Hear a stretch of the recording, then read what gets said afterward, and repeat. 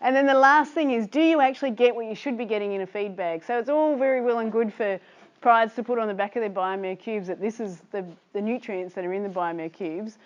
Do you know that's actually in the bag? And I can say with Prydes, yes, because I make them send all of their feeds off to an independent lab and they get tested, and then those results will come back to me and I check them and make sure that the feeds are testing at the right levels.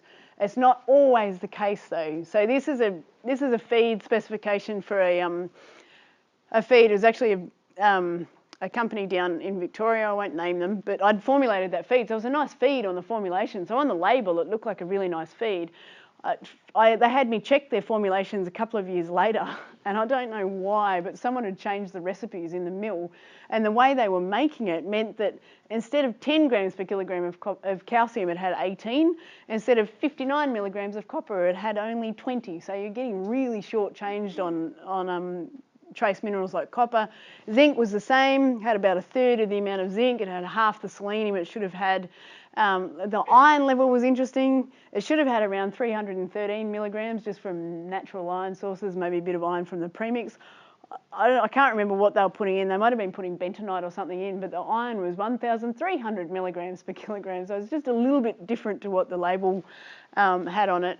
Vitamin A, there wasn't even 20% of the vitamin A in there that there should have been.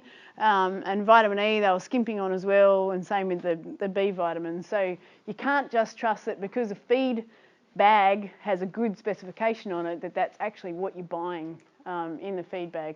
And I mean, the question to ask there is, well, do you have an analysis of this feed that I could see so that I know that you've been making these feeds properly? And unfortunately, most feed companies wouldn't be able to provide you one.